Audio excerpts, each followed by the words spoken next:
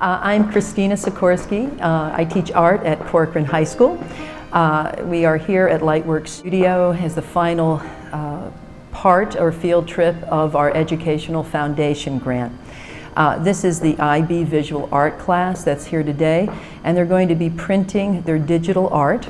Our grant is called Natural Technology. The motivation behind the grant was to introduce technology into the art room and to bring art, infuse art into our school's environment through creating landscapes. It's been exciting to watch the students create and produce. Today at Lightworks, we are going to be printing these pieces of art, which began on 5x7 iPads, which are going to be enlarged to 5 feet by 6 feet. So it's been a nice collaboration of the community, our PTSO, and I'm very proud of my students and what they are producing today. Thank you.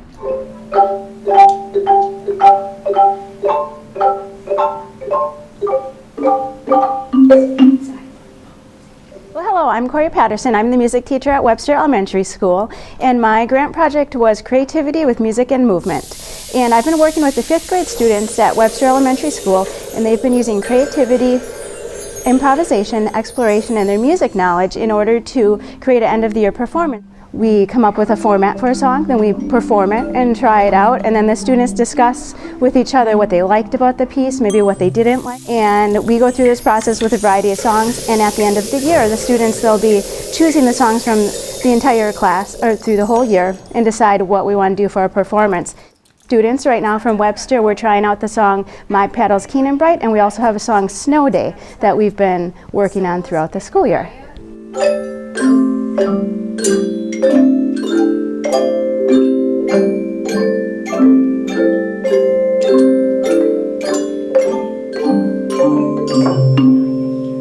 Our grant is called African Folktales Puppet Project, and the children are creating puppets, and they're going to perform African folktales that they wrote the scripts for in the library.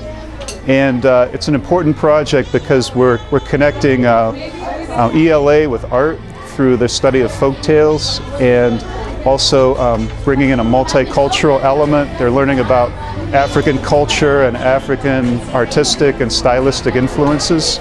So it's a very interdisciplinary project. Thinking that it'll be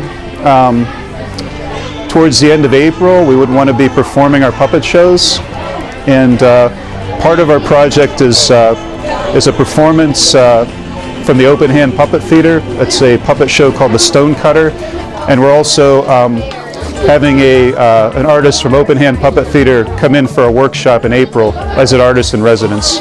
Community event, it'll be, families will be invited.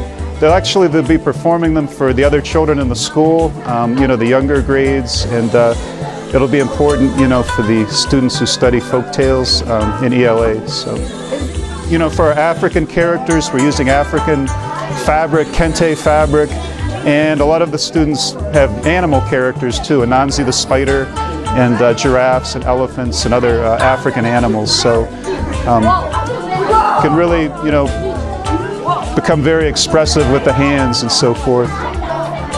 Hi, I'm Julie Stutzley, and I am the band and general music teacher here at Edward Smith's K-8 school. We won the grant for bringing a local composer in, Diane Jones, to work with our keyboard class in 8th grade.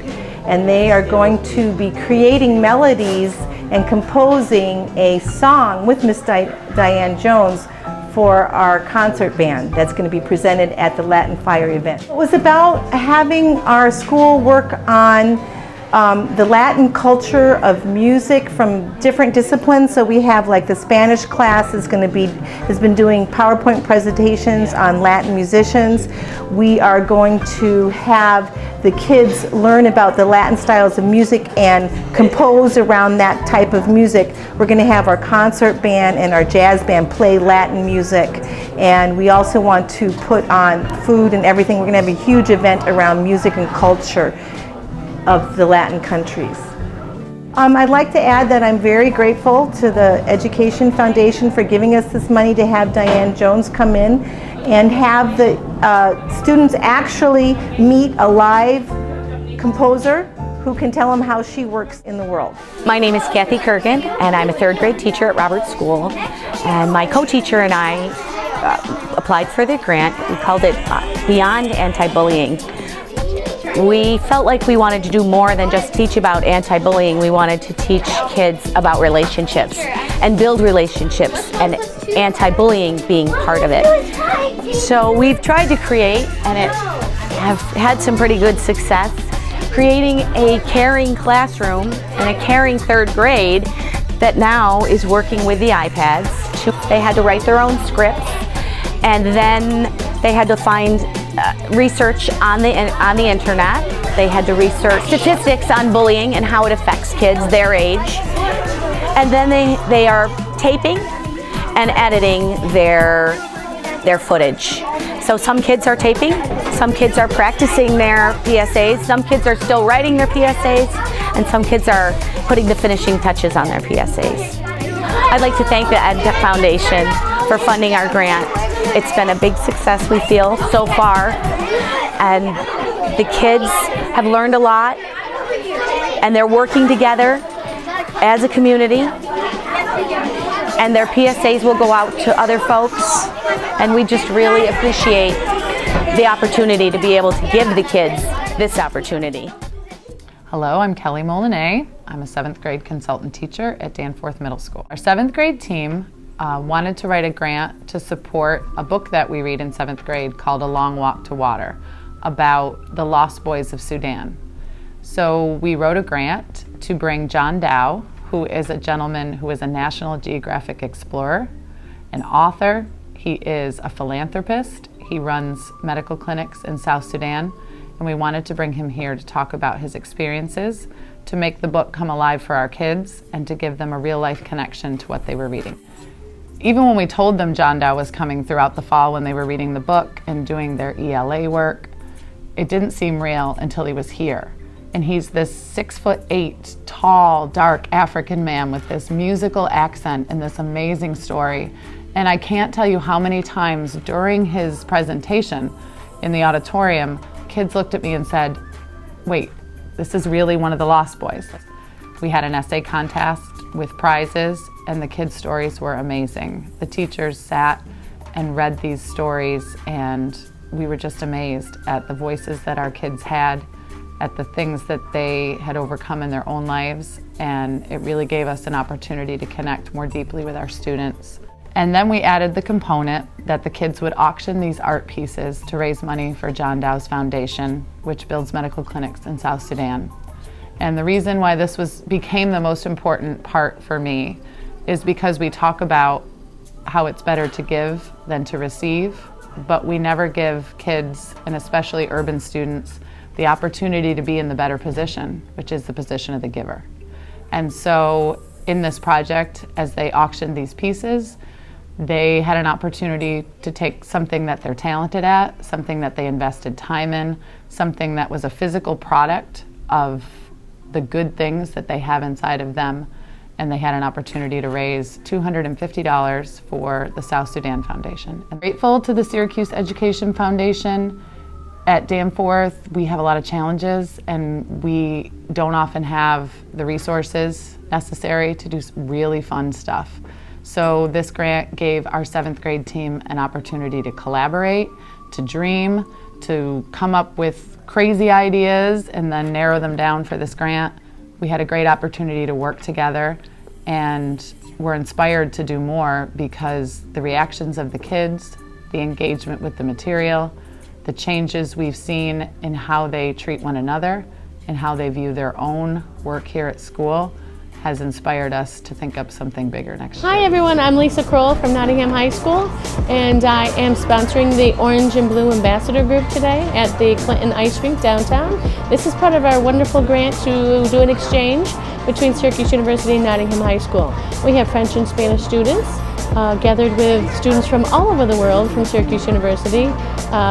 They are here to do an exchange with them, not only try to practice their own new language they're learning, but also to introduce their own community to the students that go to up to the university and show them around the city a little bit.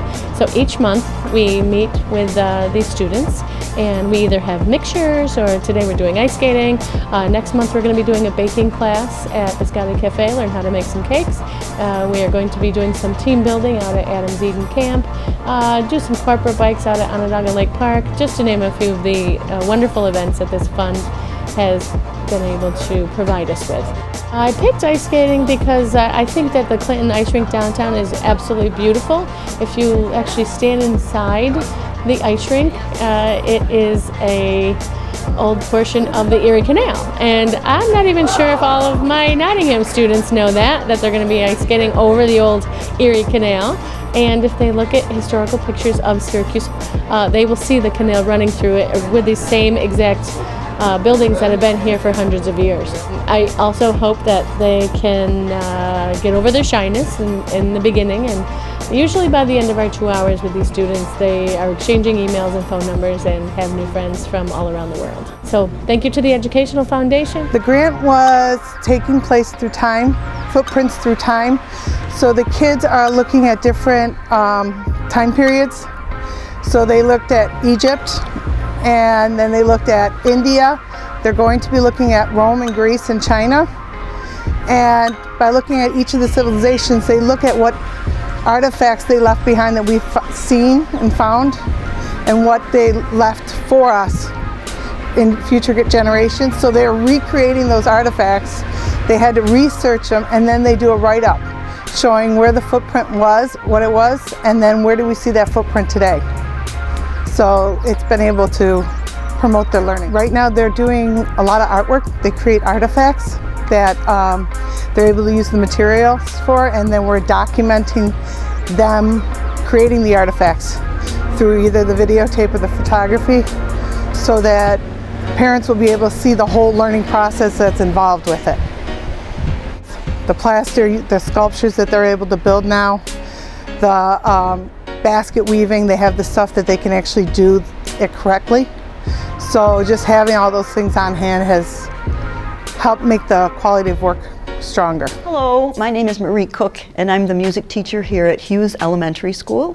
I applied for and was funded for a grant from the Educational Foundation called Sing and Say and Dance and Play. And the foundation funded purchase for us of 12 Orff-style instruments, xylophones, metallophones, and glockenspiels, which the students are using in a series of folk tales that they are going to perform for the school. What you will see the students doing today is probably playing some of the instruments and also singing along, possibly adding a little dance and narration to the story. And the approach that is furthered by Carl Orff, who invented the instruments, is playful and involves creativity, children creating, as well as learning music that is already composed, and playful in that the kids are supposed to have a lot of fun while they do it. We are so grateful here at Hughes School for the funding of our instruments. We plan to enjoy them for many, many years to come. Thank you so much for your support of our music program.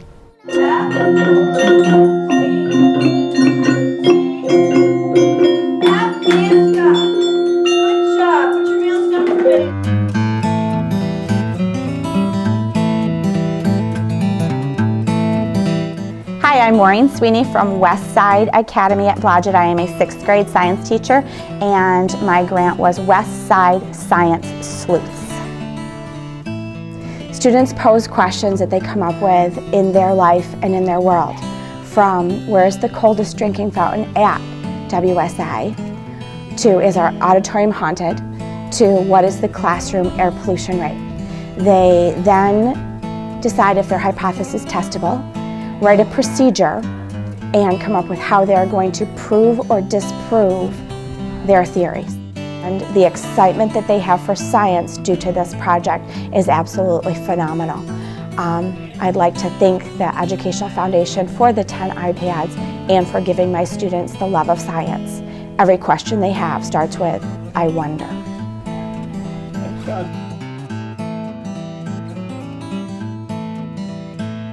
WJTR would like to remind you to display the core values we expect at Robert. Respect, responsibility, and safety. Remember why you were here to learn, grow, and make a difference in the world. Our vision is to cultivate inquiring, open-minded, and caring young people with a strong foundation in academics. My name is Michael Lounsbury. I'm a teaching assistant at Roberts School, and I have the privilege of running the WJTR news program that we have here. It's been running probably on 20 years now. Okay. Good morning, Roberts. Have a great day and learn, and learn some more. Have a great Well, I'm working week. with kids from anywhere from 3rd to up to 8th grade in the TV program at WJTR. Bonus 5, kid. That's good. 4. Can you name 3 NCAA? Well, the program was started by the time I got here, and that was probably about 15, 16 years ago, and it's been running ever since then. And it's a great way to get the news out to the school, and it also helps kids get prepared for future, maybe even in broadcast news. Or theme or literature. It's going to be the It's great for the kids because they get a chance to either work in front of or behind the camera. The kids in school that watch the news every day get to see their friends delivering that news, and there seems to be a real camaraderie amongst the people, the kids that do the news. And that's it for WJTR News. Everyone have a great day and learn some more. Have a great week, and I ain't going nowhere. Hi everybody, I'm Jim Palumbo, principal at the MSAP school here in the Syracuse City School District. And I'm representing one of our teachers, Pat Gillette, who has successfully applied for an Ed Foundation grant to start a fishing program at our school.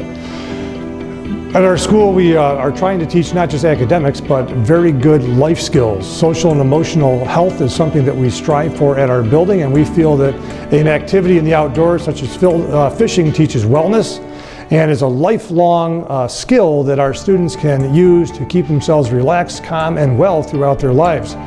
Today, in the activities you're seeing in the gym, is the first startup of our spring program as our kids are getting ready to learn the basics of fishing. This is one of basically our second casting lesson, and you'll see varying degrees of success with kids hitting the targets as planned, and some kids who are still casting at 12 o'clock, but for some reason their lure ends up at 7:30. And we will continue working on that skill as the snow melts, and we are getting ready for the April 1st, which is the start of fishing season, and our approach to lifelong wellness, and a great skill that our students will be able to use all the way through their lives. My name is Tim Fitzpatrick.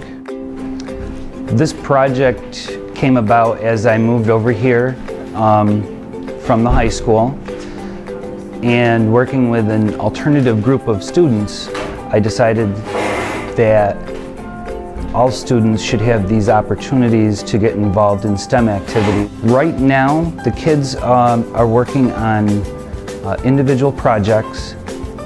As we are moving on through the rest of the year, we're hoping the teamwork that they are using is going to allow them to build a rocket. The culminating activity is the rocket competition at the end of the year, in which they're going to use everything that they've learned throughout the rocket activity time to hopefully successfully launch a rocket.